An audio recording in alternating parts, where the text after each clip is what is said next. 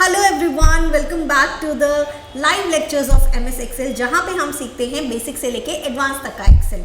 तो कल जो हमने सीखा था उसमें सीखा था कि हम बेसिक फार्मूलाज कैसे लगाते हैं। तो आज हम उनकी प्रैक्टिस करेंगे और साथ ही साथ में और भी फार्मूलाज लगाना सीखेंगे। तो चलिए इसे शुरू करते हैं। सबसे पहले हम लोग अपना बेसिक ही सम लगाएंगे एंड सब टोटल लगाएंगे एंड उनके बीच में जो डिफरेंस होता है कि सम एंड सब टोटल जब हमें सेम आंसर देते हैं तो इसमें डिफरेंस क्या है वो भी समझेंगे। तो चलिए इसे शुरू करते हैं। कैलकुलेशन कैटेगरी में जाएंगे एंड मुझे ये डिलीट करना चाहिए and let me place my self here. Okay, अच्छा, मुझे सम चाहिए इन सभी सेल का जो भी यहाँ पे लिखा हुआ है। तो कैसे करेंगे, मैनुअली हम लोग फॉर्मूला लगा रहे हैं। तो इक्वल्स टू, जस्ट बिकॉज कोई भी फॉर्मूला लगाते हैं तो इक्वल्स टू लगाते हैं। सम टैब, तो देखो ये इसने कैप्स में ऑटोमेटिकली कर दिया, साथ में पैरेंथेसिस ले दिए। उसके बाद आप लेंगे रेंज एंड उसके बाद इसको कर देंगे क्लोज एंड एंटर। तो देखिए ऐसा करने से आपके पास यहाँ पे इसका आंसर आ जाएगा।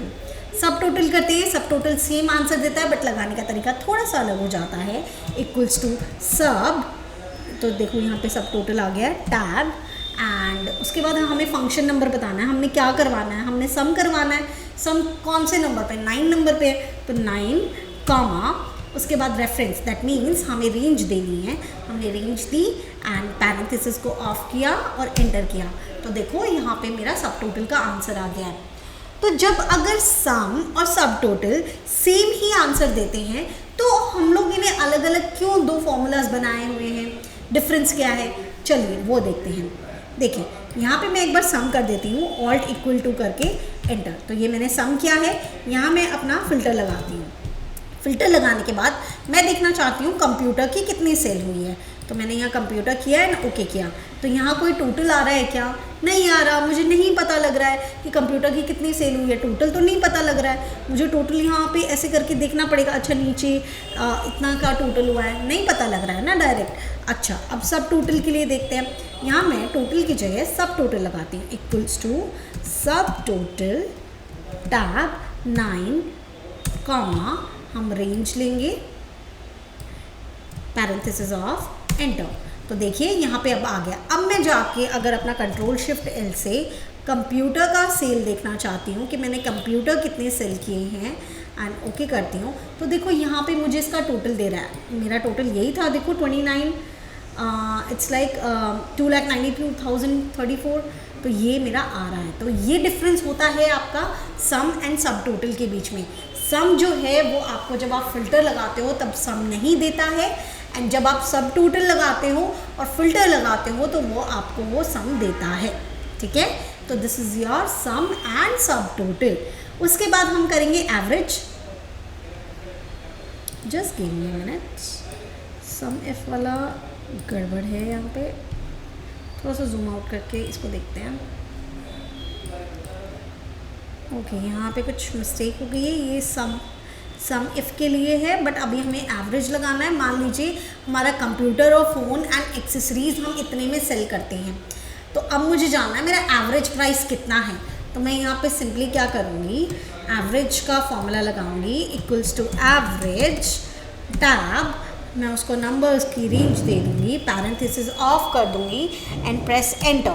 ऐसा करने से देखिए मेरा आ गया है कि मैं एवरेज, ऑन एन एवरेज जो मेरा प्रोडक्ट का प्राइस है वो 55,167 है। ओके, ये आ गया। एवरेज इफ़ हम बाद में सीखेंगे, सम इफ़ हम बाद में सीखेंगे। कैलकुलेशन में हम लोगों ने, देखिए मैं यहाँ पे अपने आप को शिफ्ट करती हूँ एंड यहाँ आती हूँ। कैलकुलेशन में हमने सम सीखा, सब टोटल सीखा, एवरेज सीखा, 3 हमने यहाँ से कर लिया है। अब हम करेंगे काउंट वाले में। तो चलिए हम काउंट का करते हैं। कल हमने करा दिया था काउंट, याद है ना? तो आप मुझे बताएंगे काउंट करके, ठीक है। अब मुझे जानना है, जस्ट वेट अ मिनट, हम ये कर लेते हैं, ठीक है।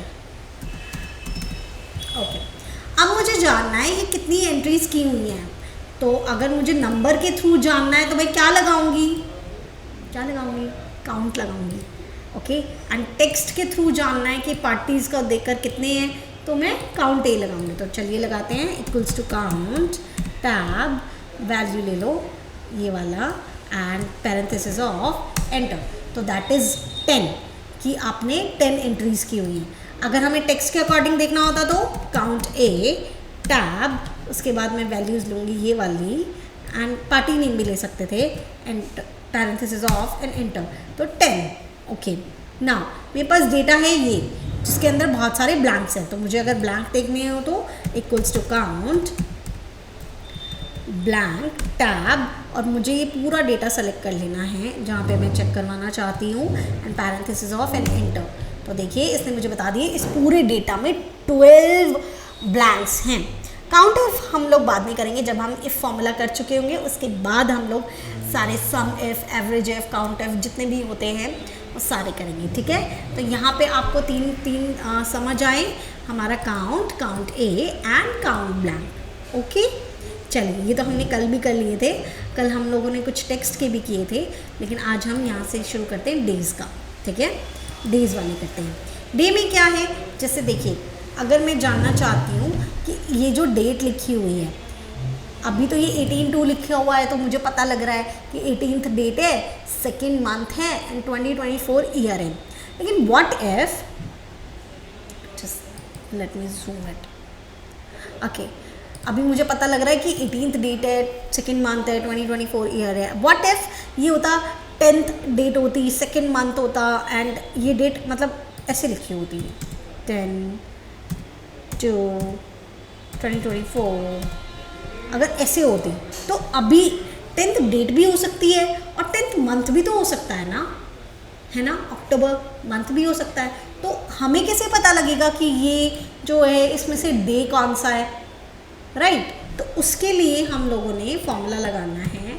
कैसे लगाएंगे, यहाँ पे लगाएंगे इक्वल्स टू डे टैब और हमें उसको डेट दे देनी है एंड पैरेंथेसिस ऑफ करके एंटर कर देना है। तो उसने मुझे बता दिया 18th है, 18th की जो बात कर रही हूँ ना वो डेट है, ठीक है। वैसे तो हमें इसको देख के पता लग रहा था। व्हाट इफ ये 10th ऑफ फरवरी 2024 होता तो मुझे थोड़ा डाउट हो सकता था कि क्या पता 2 अक्टूबर 2024 हो, है ना। तो ये वहाँ पे काम आता है। उसके बाद आता है डेज़। डेज़ आपको बताता है, देखिए डेज़ आपको क्या बताता है, tab end date and start date. तो आपके इसके बीच में कितने डेज़ बनते हैं, डेज़ आपको बताता है इस डेट से जो स्टार्ट डेट है वो लेकर और जो एंड डेट है वो लेकर उसके बीच में कितने डेज़ आते हैं। तो एंड डेट क्या है 18th फरवरी एंड कामा स्टार्ट डेट क्या है 1 जनवरी एंड पैरेंथेसिस ऑफ एंटर। तो ऐसा करने से इसके बीच के डेज़ आ गए कि 48 डेज़ आपके बच जाते हैं। 1 जनवरी से लेके 18 फरवरी तक आपके पास 48 डेज़ होते हैं, ठीक है। उसके बाद आता है डेज़ 360। डेज़ 360 क्या कहता है, 360 को अगर आप डिवाइड करेंगे, डिवाइडेड बाय 12, अगर आप ऐसे करेंगे तो कितना आएगा कि ईच मंथ कंसिस्ट 30 डेज़। अभी जो है ना ऊपर उसने क्या कंसिस्ट किया, डे वाले में क्या कंसिस्ट करता है कि पूरे साल में 365 डेज़ हैं एंड किसी मंथ में 31 एंड किसी मंथ में 30 आते हैं एंड आप जब भी वो इसमें कंसिडर किया होगा 1 जनवरी से लेके 18 फरवरी तक, तो 31 वाला भी कंसिडर किया होगा, राइट। लेकिन when I talk about the day 360, तो वो जब कंसिडर करता है तो वो सिर्फ 30 डेज़ कंसिडर करता है। तो उसने कंसिडर किया होगा जनवरी में 30 डेज़ है और उस अकॉर्डिंग आपका आंसर क्या आना चाहिए 47 आना चाहिए। तो देखिए करके देखते हैं, इक्वल्स टू डेज़ 360 टैब, हमें क्या चाहिए स्टार्ट डेट विच इज़ 1 जनवरी, कॉमा एंड डेट क्या चाहिए 18 फरवरी एंड हम लोग कोई मेथड बताना चाहते हैं तो वो बता सकते हैं बट इसका ज़रूरत नहीं है, पैरेंथेसिस ऑफ एंड एंटर। तो इसने मुझे 47 डेज़ दे दिए, एक दिन कम दिया है। क्यों दिया है, क्योंकि इसने जनवरी का 31 वाला डे कंसिडर नहीं किया है, इट्स डे 360। बहुत सारे क्वेश्चंस आपके ऐसे होते हैं जहाँ पे ऑटोमेटिकली आपको ऐसे लिख के देंगे कि आप कंसिडर करो कि इसमें डे 360 है, 360 मानकर आप इसको सॉल्व करो, है ना। तो वहाँ ये आपको काम दे सकता है कि जहाँ आपने डे 360 करना है। टुडे एंड नाउ, टुडे में आपको डेट मिलती है एंड नाउ में आपको डेट के साथ टाइम मिलता है। कैसे लगाना है, इक्वल्स टू टुडे टैब और उसके बाद पैरेंथेसिस ऑफ कर दो, कुछ नहीं लिखना, पैरेंथेसिस ऑफ एंटर। तो आज की डेट आ गई है 15 अगस्त, हैप्पी इंडिपेंडेंस डे। ओके, उसके बाद हमें टाइम भी चाहिए, तो इक्वल्स टू नाउ, अभी का टाइम आ जाएगा टैब, एंड वही पैरेंथेसिस ऑफ कुछ नहीं लिखना। तो देखो टाइम के साथ टाइम भी आ गया है और डेट भी आ गई है। अभी जो टाइम हो रहा है वो 13:01 हो रहा है एंड आपका डेट है 15 अगस्त 2024। ओके, सो इस तरीके से आप आज का डे भी निकाल सकते हो, मतलब डेट निकाल सकते हो, और आज का टाइम भी निकाल सकते हो। ओके ओके, अब हम बढ़ते हैं नेट वर्क डेज, मतलब 1 से लेकर 18 के बीच में कितने वर्किंग डेज आते हैं। तो हम निकालेंगे नेट वर्क डेज, टैब हम लोगों को देना है हमारा स्टार्ट डेट की 1 जनवरी से शुरू किया था मैंने काम, okay sir.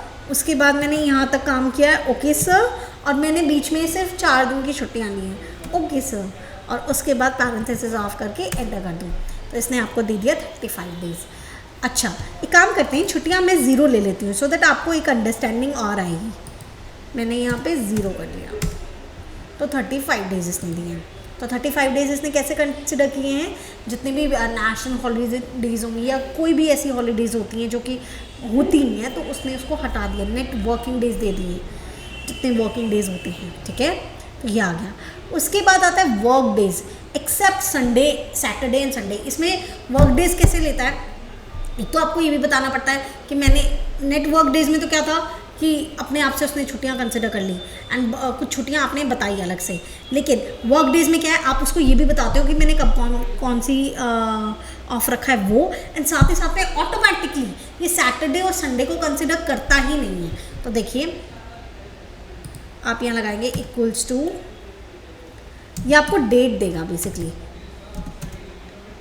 Work, okay, work date tab, start date कि यहाँ से डेज कितने दिन काम किया है। अगर मैं कह रही हूँ कि मैंने इतने दिन काम किया तो कितने दिन काम किया, 20 दिन काम किया है, ओके। एंड उसके बाद हॉलीडेज़, हॉलीडेज़ मुझे यहाँ ये बतानी है कि मैंने हॉलीडेज़ ये दी हैं, पैरेंथेसिस ऑफ करेंगे, एंटर कर देंगे।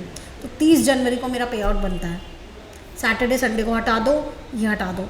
मान लीजिए मैं एक और छुट्टी इसमें ऐड कर देती हूँ, 15/1/2024, एंड यहाँ पे फॉर्मूला में हॉलीडेज़ जो बतानी थी मैं और बताती हूँ, यहाँ तक का बताती हूँ, पैरेंथेसिस ऑफ करती हूँ, एंटर। तो ये मुझे 31 एक दिन बढ़ जाएगा। ठीक है, तो ये मुझे वर्क डेज बताता है कि मेरा पे आउट किस दिन होना चाहिए। अगर मैंने 20 दिन काम किया है, इतने दिन छुट्टी की है, तो मेरा पे आउट किस दिन बनता है, किस दिन बनता है। ठीक है, तो ये आपको डेट बताता है, वो आपको नेट वर्क डेज बताता है कितने दिन काम किया है। तो इस तरीके से हम सारे फॉर्मूलाज लगाते हैं। कहीं पे भी कोई भी डाउट हो please let me know in the comment section. और अगर आप लाइव क्लास ज्वाइन कर चुके हो तो ऑब्वियस है कि मैं आपके वहाँ पे सारे डाउट क्लियर करती ही हूँ। तो आपको अगर कोई डाउट आता है तो आप मुझे लाइव सेशन में पूछ सकते हैं। एंड जो भी लोग लाइव सेशन में ऐड नहीं हुए हैं, मैं कहना चाहूँगी कि लाइव सेशन में डायरेक्टली सारे डाउट्स क्लियर किए जाते हैं, तो वो ज़्यादा बेनिफिशियल रहेगा।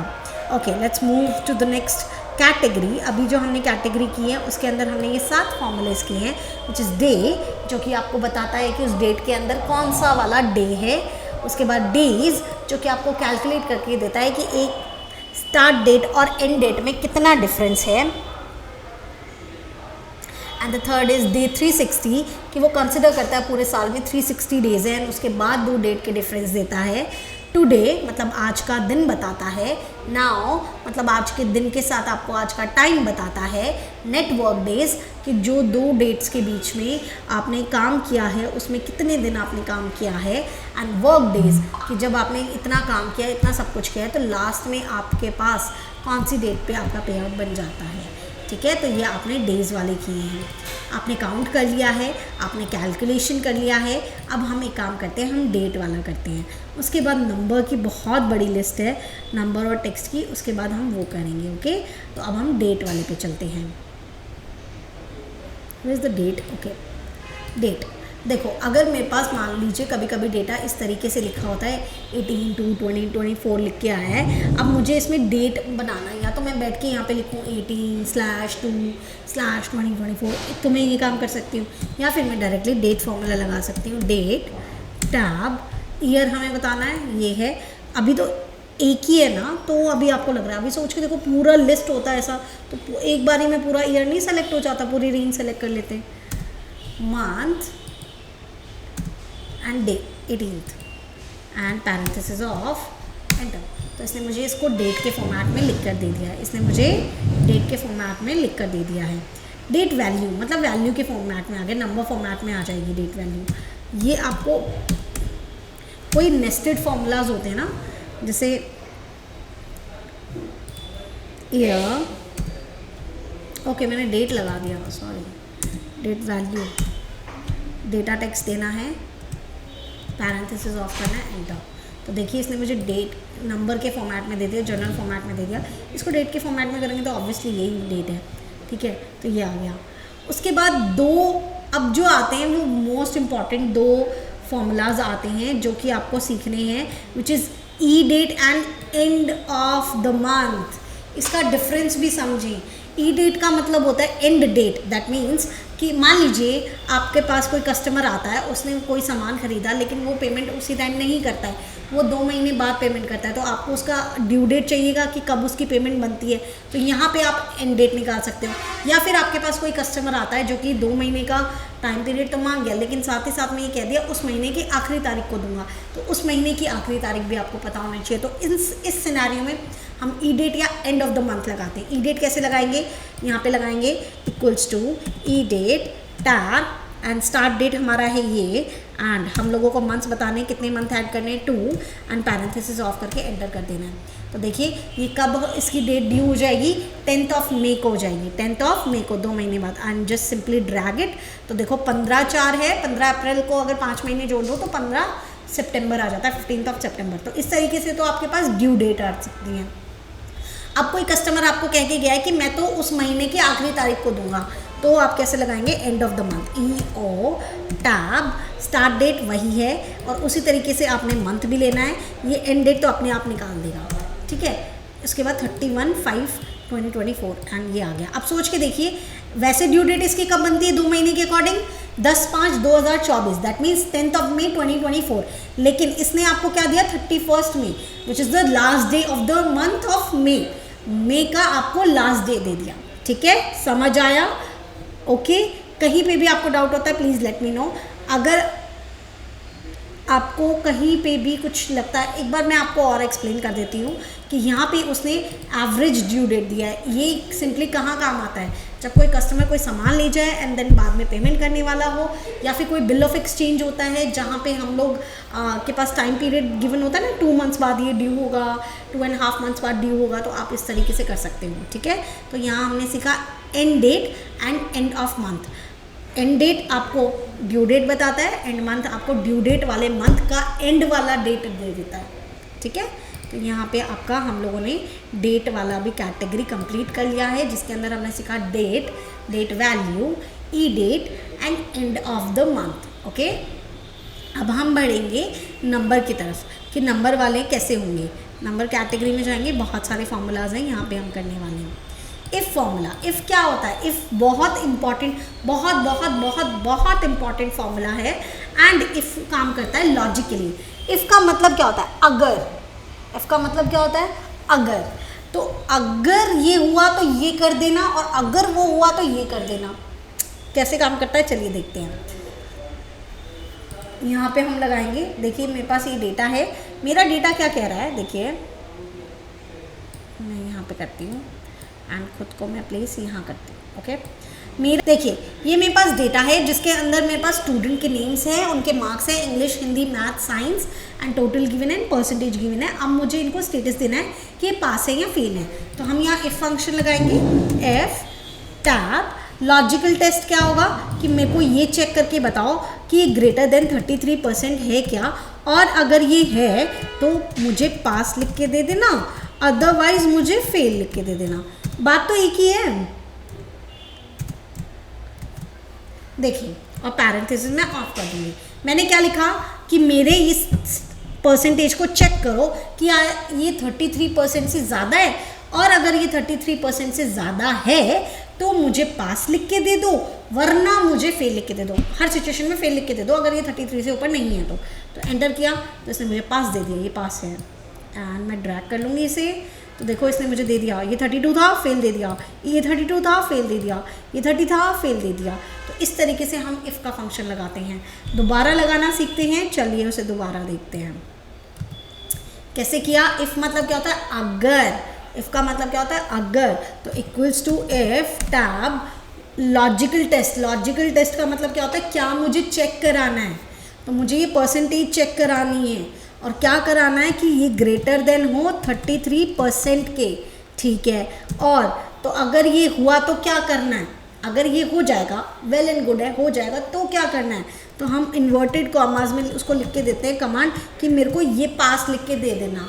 और फिर कहता है कि अगर नहीं हुआ तो क्या करना है, वैल्यू है फॉल्स तो मुझे फेल लिख के दे देना। And parent double inverted commas में ऑफ करके पैरेंथेसिस को ऑफ करके एंटर करेंगे। तो देखिए इसने दे दिया पास, एंड मैं इसे ड्रैग कर लूँगी एंड इसने मुझे दे दिया पास फेल पास। मतलब देखो जिसका 33 से कम है वो फेल है एंड जिसका 33 से ऊपर है वो पास है। तो इस तरीके से करते हैं, समझा। लॉजिकल टेस्ट क्या, जिसको चेक कराना है। What if it is true, तो डबल इन्वर्टेड कॉमास में उसको बताओगे क्या लिख के देना है, क्या आंसर देना है। एंड व्हाट इफ फॉल्स, कि क्या अगर वो सेटिस्फाई नहीं होता तो क्या लिख कर देना है। इफ़ समझा आपको। इफ़ मतलब होता है अगर, सिचुएशन, कोई कंडीशन। अभी हमने उसमें कोई कंडीशन दे दी थी, अगर ये हुआ तो ये करके दो और अगर ये हुआ तो ये करके दो। अगर आ गया ना, सिचुएशन, कंडीशन, इसे आराम से समझें, ठीक है। तो ये आपका पहला फॉर्मूला था जो कि इफ़ फॉर्मूला था, जो कि हमने बहुत अच्छे से सीखा। एंड उसके बाद जो हमारे पास फॉर्मूला आता है वो आता है रोमन नंबर। अगर मान लीजिए इस तरीके से आपके पास है, देखो ये सीरीज़ यहाँ पे लिखी हुई है। अगर मान लीजिए यहाँ पे मैं इसको यहीं पे रोमन करके बता दूँगी।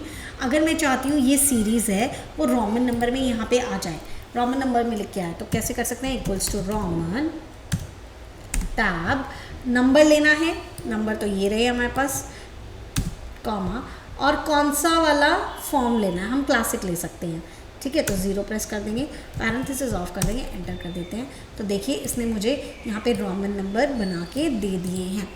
बहुत सिंपल था ना, कुछ नहीं किया, इक्वल्स टू रोमन लिखा। जिन जिन को रोमन बनाना चाहते हो वो नंबर सेलेक्ट कर लिए एंड उन्हें बताया किस मोड में चाहिए, हमें क्लासिक मोड में चाहिए था जो नॉर्मली होता है। एंड हम लोगों के रोमन नंबर्स आ गए हैं। तो इस तरीके से आप लगाते हैं रोमन नंबर्स। उसके बाद आता है round, round up, round down आएगा, राउंड, राउंड अप एंड एक और आता है, चलिए देखते हैं, राउंड अप, राउंड डाउन। चलो मान लीजिए आपके ये नंबर्स इस तरीके से लिखे हुए हैं। पहले इसमें हम राउंड लगाएंगे, इसमें हम राउंड अप लगाएंगे, ऐसे लगा के चलेंगे, ठीक है। इसमें मान लीजिए आपके ये नंबर्स ऐसे पॉइंट्स में लिखे हैं बट आपको राउंड ऑफ चाहिए, तो इक्वल्स टू राउंड टैब। आपको राउंड किसका चाहिए, इन डिजिट्स का चाहिए था ना यहाँ तक के लिए, एंड ये H27 चाहिए, ठीक है। एंड आप यहाँ कितने डिजिट्स तक का राउंड ऑफ चाहिए, 2 digits is fine and enter.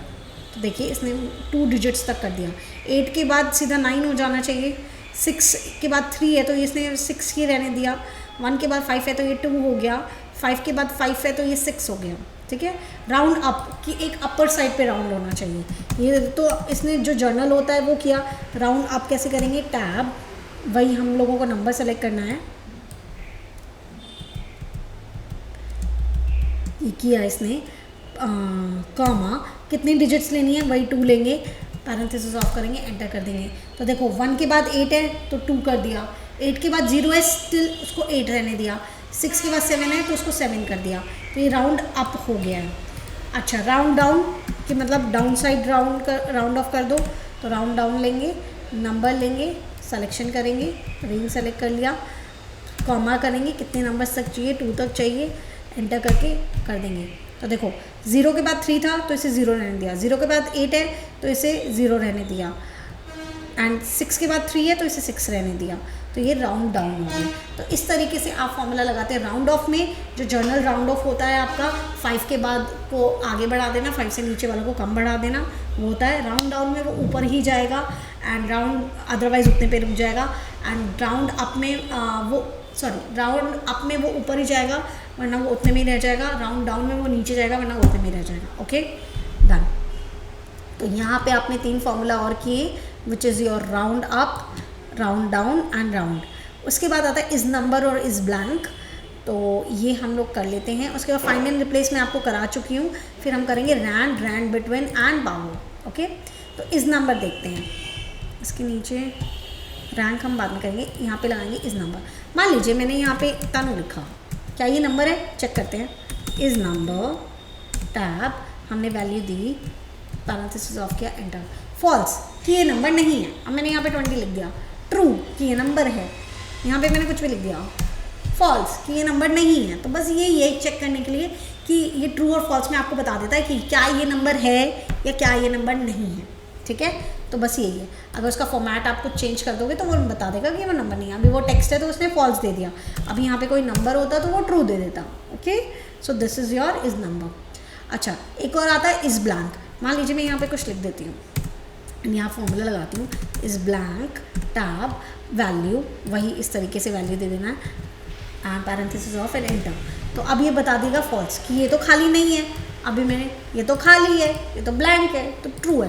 ये कभी आपको चेक करना हो, वहाँ पे डेटा में कुछ चीज़ें लिखी हुई हैं, वो नंबर है या नहीं है, या वो खाली है या नहीं है, तो आप चेक कर सकते हो। Is number and is blank, simply क्या करना है, अपने फॉर्मूला लगाना है, वैल्यू को चूज़ करना है, ये ट्रू और फॉल्स में आपके आंसर दे देगा। आपने क्वेश्चन किया ना कि क्या ये नंबर है, क्या ये ब्लैंक है, तो उसने आपको आंसर दिया ट्रू एंड फॉल्स में।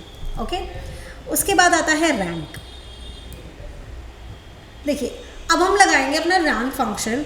देख रहे हैं मेरे पास वही डेटा है, यहाँ पे परसेंटेज है, परसेंटेज के अकॉर्डिंग उन्हें रैंक देते हैं। ओके, तो इक्वल्स टू रैंक, नीचे आएंगे, टैब करेंगे, नंबर, मेरा परसेंटेज चेक करो, फिर मेरे नंबर, मतलब कि सभी नंबर्स में से चेक करना पड़ेगा ना, इन सभी के बीच में कौन सा आपका रैंक है, तो ये सभी चेक किया, कॉमा लगाया। हमें चाहिए डिसेंडिंग ऑर्डर में, मतलब जो सबसे टॉप किया वो सबसे ऊपर आ जाए, तो 0 and parenthesis of N enter. अरे ये तो फर्स्ट है, एंड हियर वी गो। अरे इतने सारे फर्स्ट कैसे हो सकते हैं? तो कहाँ मिस्टेक हुई है, चलिए देखते हैं। यहाँ पे फर्स्ट तो हमने सही लगाया, 69% सबसे ऊपर है, तो इसने क्या लिया, H39 which is your this number which is correct, हमें यही चेक कराना होता है। उसके बाद इसने क्या लिया कि H39 से H48 चेक करो, मतलब इन सभी नंबर्स में से जो बड़ा हो वो बता दो, तो करेक्ट बात है, ये तो बिल्कुल सही बात है। एंड 0 करेक्ट बात है, तभी ये सही आ गया। लेकिन व्हाट अबाउट दिस, इसने लिया H40 से 49 चेक करो, H40 से 49 चेक करो। व्हाट अबाउट दिस, ये तो इसको तो कंसिडर ही नहीं कर रहा, नीचे नीचे, दैट मीन्स हमारी रेंज वैसी हो गई। अब देखो इसमें आएगा H41 ले लिया, मतलब इसको चेक कर लो, इन नंबर्स को चेक कर लो, ऊपर वाले 3 छोड़ दो, ऊपर वाले 3 छोड़ दिए तो रैंक तो गलत देगा, हमें रैंक तो सभी के लिए चाहिए, इसीलिए ये गलत आ रहा है। अभी हमने जो कल रेफरेंसेस सीखे थे ना, वो यहाँ काम आएंगे। मुझे क्या फिक्स कर देना है, मुझे ये नंबर वाले फिक्स कर देना है, क्योंकि मुझको हर किसी में रेफरेंस तो यही देना है कि इन्हीं नंबर्स में से चेक करो। तो मैं ये H39 एंड H48 को सेलेक्ट करके यहाँ पे मैं फंक्शन F4 प्रेस कर दूँगी एंड मैं एंटर प्रेस करूँगी, एंड नाउ विल सी। देखिए इसने मुझे करेक्ट रैंक दे दी है, तो इसीलिए हम लोगों ने कल वो सीखा था mixed reference and absolute reference. ये कौन सी रेफरेंस थी आप मुझे बताएंगे कमेंट सेक्शन में, एंड साथ ही साथ में आप मुझे बताएंगे अपने लाइव क्लासेस में, ठीक है। ओके, तो इस तरीके से हम लगाते हैं। एक बार मैं आपको फिर से समझा देती हूँ यहाँ पे हम रैंक फंक्शन कैसे लगाते हैं। देखिए मेरे पास ये पूरा डेटा है जिसके अंदर मेरे पास सारे स्टूडेंट्स हैं, सारे नंबर है, यहाँ पे उनका परसेंटेज है। परसेंटेज के अकॉर्डिंग हम उन्हें रैंक लगाना सिखाएंगे, तो equals to rank tab number, मेरा 69 को चेक कर दो, कॉमा, उसके बाद मुझे रेफरेंस दे दो, रेफरेंस इज दिस, एंड इस रेफरेंस को मैं लॉक कर दूंगी क्योंकि मुझे सभी के लिए यही रेफरेंस चाहिए, आने वाले नंबर्स में भी तो यही रेफरेंस चाहिए। F4 से मैंने इसको लॉक कर दिया। ओके, मेरा पूरा नंबर लॉक हो गया है, पूरा नंबर नहीं करना था, सिर्फ 39 से लेकर यहाँ तक का लॉक करना था। फंक्शन F4 कॉमा,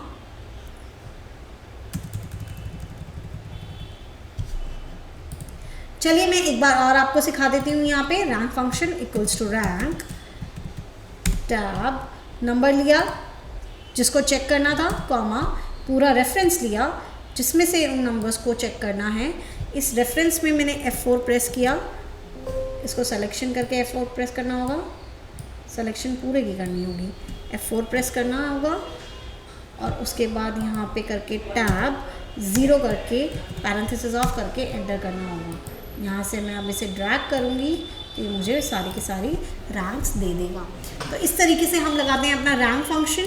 उसके बाद अब हम बात करेंगे, देखिए हमने कौन कौन से फॉर्मूला कर लिए हैं। अब हमारे पास रैंड और रैंड बिटवीन बच जाता है एंड पावर बच जाता है। ओके, अभी हम पहले करेंगे रैंड।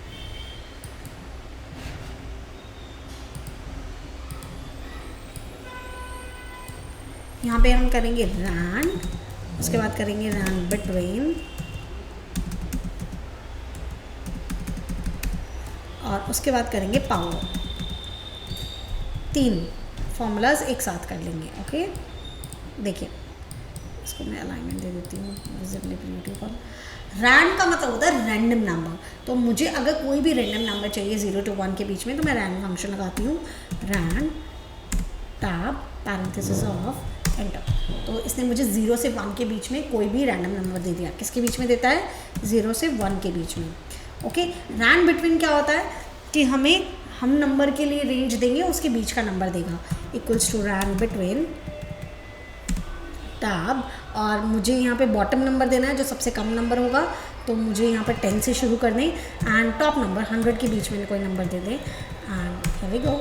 तो ये रेंज के बीच का कुछ देता है, ठीक है। तो इसने मुझे रेंज के बीच का दे दिया। पावर कैसे होता है? पावर का फॉर्मूला यहाँ पे मेरे को लिखना पड़ेगा। यहाँ पे किसी भी चीज़ का पावर, यहाँ पे 2 लिख सकती हूँ और 3 लिख सकती हूँ। ओके, तो यहाँ पे मैं पावर लिखती हूँ equals to power tab. Number बताओ, नंबर मेरा 2 ले लेते हैं और उसकी पावर क्या? 3 ले लेते हैं एंड पैरेंथेसिस ऑफ करते हैं। तो 2 की पावर कितनी होती है? 8 होता है। 2 का पावर 8 होता है ना, तो इसने मुझे आंसर दे दिया। अभी मान लीजिए मैं 5 का पावर 2 करना चाहती हूँ, मतलब उसका स्क्वायर चाहती हूँ, तो 125 आ गया। 15 का स्क्वायर चाहती हूँ तो 225 आ गया। 25 का स्क्वायर चाहती हूँ तो 625 आ गया। इस तरीके से आप पावर का भी निकाल सकते हैं। तो यहाँ पे हमने 3 फंक्शन किए, rand, rand between and power. Okay, तो यहाँ पे हम लोगों ने इसको कंप्लीट कर लिया है। देखते हैं, यहाँ हमने किया ये वाला F Roman round round down is number is blank rank find and replace. मैंने कंट्रोल H से आपको करना सिखाया था, कैसे फाइंड करते हैं, कैसे रिप्लेस करते हैं and rand, rand between and power. तो हमने इतने सारे फॉर्मूलाज कर लिए हैं। टेक्स्ट का हम एक काम करते हैं, हम कल कवर कर लेते हैं और उसके बाद हम लोगों का जो नेक्स्ट टैब शुरू हो जाएगा which is your insert tab and home में भी अगर कुछ बचा हुआ होगा तो उसे कंप्लीट कर लेंगे। तो मिलते हैं हम अपनी नेक्स्ट क्लास में। Stay tuned with me. Okay, bye.